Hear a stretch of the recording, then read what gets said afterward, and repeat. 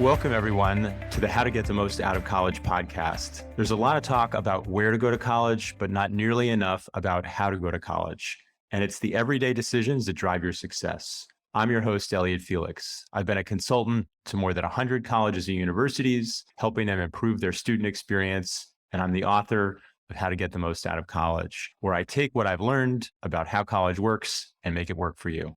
Hi, everyone. This episode's going to be a little different because as a bonus episode, instead of interviewing another higher ed expert or a student about their experience, I'm sharing a talk I gave on student experience. I was a guest speaker at Embry-Riddle University's Innovation at Altitude Summit, where they really talked about assessment as a way to continuously improve.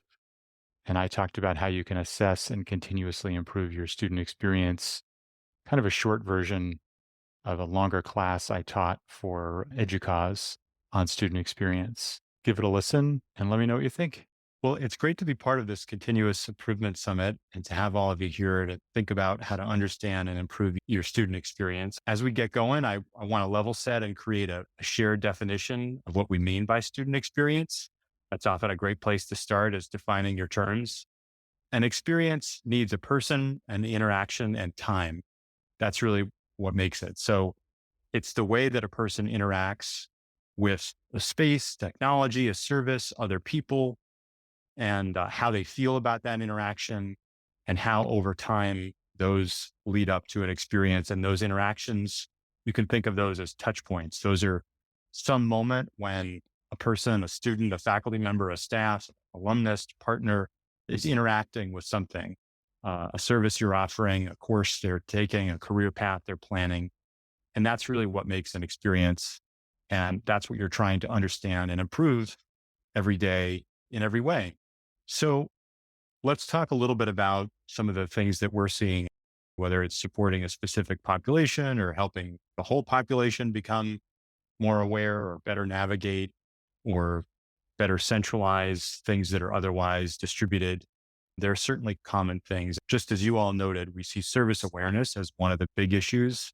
You've probably all been interviewing a student, talking to a student, a focus group, and they're asking for the very thing that you actually provide. And it's good news, bad news. The good news is you have it. The bad news is they don't know about it. So how many others are out there, suffering in silence or not benefiting from all your hard work? And I love when people really focus on this and they use, for instance, student-centered terminology, like NC State Libraries made this shift to really putting things in the words of students, doing card sorts, testing things out. And they moved to much more straightforward language about what they do, right? They support research and teaching, media and making, data and visualization, these kinds of things. And of course, there's other ways to get the word out, simplify navigation, meet students where they are, promote the services with a great communication program, peer-to-peer support. There are a lot of services and they're also digitally separated. Digital sprawl is real. I mean, you might not feel it the same way you feel suburban sprawl with a long commute and a dead downtown, but you certainly feel it as students get the runaround from office to office and place to place.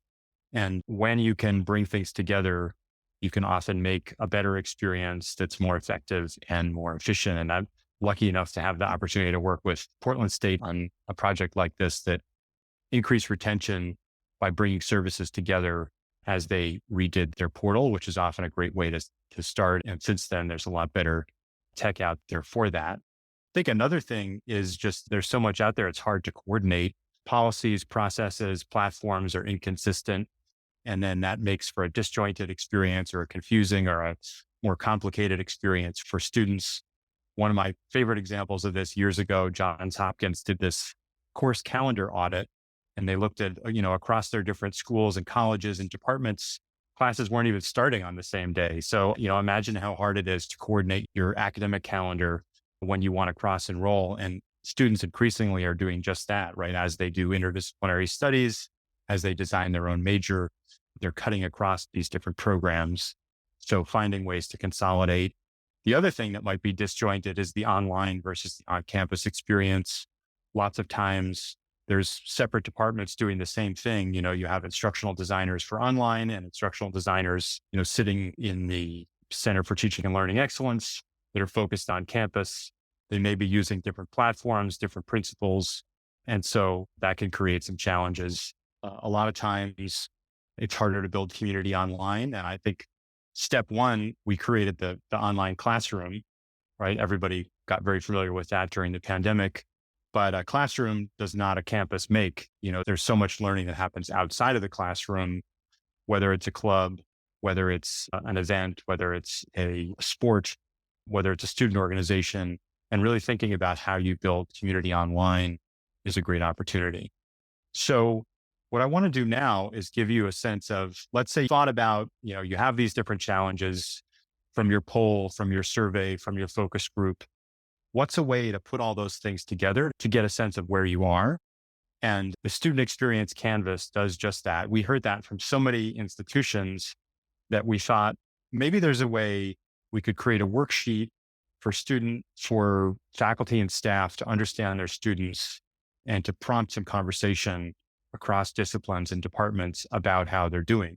So we created this simple worksheet and it has 3 parts.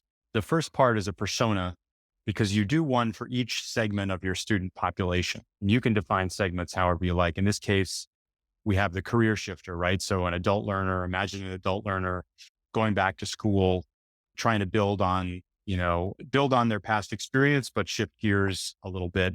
Then you have the journey, which has those touch points I was talking about, the things that a student would interact with, their coursework, their student services, technology, facilities, community. And that happens over time from application to alum, or in any increment. I mean, you could lengthen or shorten that or get more or less granular. And then you have your reflection. What do you want to focus on? What questions do you want to answer going forward? So you create one of these for each segment, and then that tells you how to move forward. So just a quick example here, imagine a career shifter, undergrad degree in economics, going back for data science, a commuter student, a student with children, or a student parent, very much treating their school like work that they're doing in parallel, expects the same kind of experience, structure, coordination that they see in the workplace. And sometimes they're getting it. Sometimes things are going great. Like if you look down to community and culture, like, a great orientation, on campus immersion to folks, but other things not going so great, like getting help after hours, getting help outside of the 9 to 5. Now let's talk about some of these strategies. And we do see these quite common across a variety of different campuses. It may be about defining the experience, setting the goals, creating the roles, reorganizing the functions, seeking inspiration outside of higher ed as you do that, redesigning the processes, everything in between. I'll touch on a few of these. One thing is for sure is everyone is working on something, right? On every campus, at every institution, there are people working on these various projects. Let's bring student accounts, financial aid, and registration together, or let's reimagine the first year experience from the orientation to the common read to the first year seminar, or let's better coordinate or even integrate, academic and career advising. But if you don't have a defined set of goals or initiatives that you're focusing on, you might be missing something, or you might spread yourself too thin, or you might not create a whole that's greater than the sum of its parts. So setting the vision and the goals is a really important step. And I'd like CU Denver's example. The big vision is an unparalleled student experience, right? Something that differentiates them. But then one level below that, you get the 12 initiatives, everything from transfer student onboarding and orientation to, better degree planning, degree maps. Once you have the goals, then really looking at the processes, whether it's the paper-based processes that are still hanging around or other things. One of my favorites is certainly email. Every university or college emails their students too much, too often. Only 24% of emails get opened, but we act like they all do and they get committed to memory. And so auditing those processes can really yield results. I like this EDUCAUSE review article that found, one university mapped this all out. Just 3 departments sent 1,200 emails to their first years. So I think that was student accounts, financial aid, and registrar.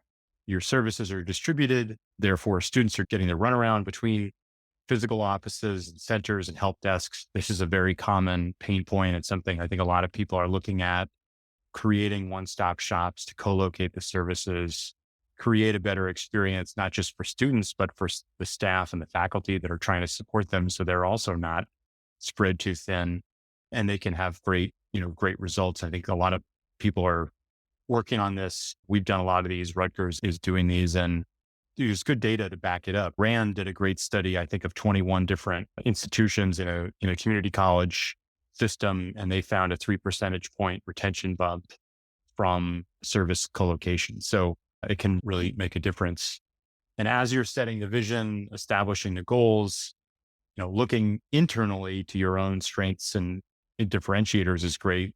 Looking externally to trends that you need to adapt to, drivers for change, also critical. And looking outside for inspiration is also critical.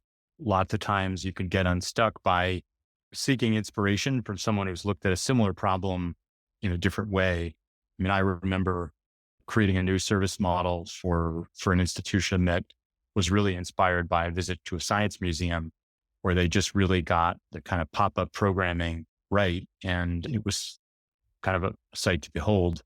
Or American University as a great example of this, where they did a kind of a multi-year initiative to reinvent their student experience. And they looked at grocery store Wegmans and they looked at Cleveland Clinic for healthcare to see what best practices might translate or what they might adopt.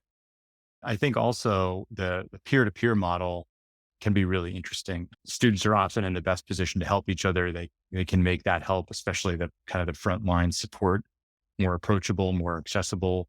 Sometimes it's more affordable and scalable as well. And I think it's one of these great opportunities where, you can make like 1 + 1 = 11, right? Because not only are the students getting help, but the people that are helping them are gaining valuable experience, getting training, getting support, learning skills, getting that experience. Maybe they're even trying out or exploring a career path in the process, that community of peer advisors might actually contribute to that sense of belonging you're seeing as a big challenge. So the peer-to-peer models can really make a big difference. So with those solutions in mind, let's say you've done this thinking, you've done a bunch of student experience canvases for different segments. You've got your veteran who's looking to move up. You've got your first gen who's looking to make an impact. You've got your pilot who's looking to fly. You've got your person who's looking to move over and change careers. And you've got a sense of what's working, what isn't. And now you're trying to get on the same page and create a kind of a strategic plan to improve your student experience. We heard that from so many institutions. We created this roadmap to help you do that, which is kind of like a 1-page strategic plan for student experience. And it has your vision, which is your description of your ideal future state, different than your mission, which is why you exist, your fundamental purpose. And then that vision leads to some metrics. What are some things you're trying to move the needle on? Is it retention? Is it graduation? Is it satisfaction? Is it career placement? What are these measures? Then you have your goals, and these goals might come right off of your student experience from what you saw as priorities. You sort all those out, you look for the common themes, and then you prioritize them into 3 to 5 big things you're trying to do. Then you have your actions. And the actions can be very flexible, right? You set the columns as the time period, could be weeks, months, semesters, years, and you set the rows so you have some accountability by different functional areas. What do you expect senior administration to do? What are they responsible for versus academic affairs, student affairs, technology, facilities? Not that you want to go about this in silos, but you do want to know who's responsible for what. Some things might be in multiple boxes. So we found this is a great tool to get everybody on the same page, to coordinate, so you're not making, disjointed efforts or, so you're using your precious time and resources wisely. So here's an example of an institution that's trying to really move the needle, better coordinate their spaces, their systems, their policies, improve the graduation rate, greater parity on that. Looking at things like a one-stop shop service hub, a new portal, integration of academic and career advising, emphasizing active learning, rethinking their orientation around and involvement around belonging, and is thinking about all the different actions required, to do these big things over the next 2.5 years, let's say. I want to share a couple more resources. The first is a book I wrote called How to Get the Most Out of College, which is for students and families and institutions, thinking through a lot of these strategies for success that cut across support services and academic programs and technology, community, and belonging. And then the other is just follow me on LinkedIn. I share insights and observations that may help you as you try and understand and improve the student experience at your institution. Love to think together and share what I'm thinking. Well, thanks, folks. Enjoy the rest of the summit and good luck as you move ahead. And if I can be of help, don't hesitate to get in touch. Thanks, everyone, for listening. Remember to subscribe, rate, and review us wherever you get your podcasts. And check out elliottfelix.com for all the episodes and the articles I've written, talks I've given, and more information about the book.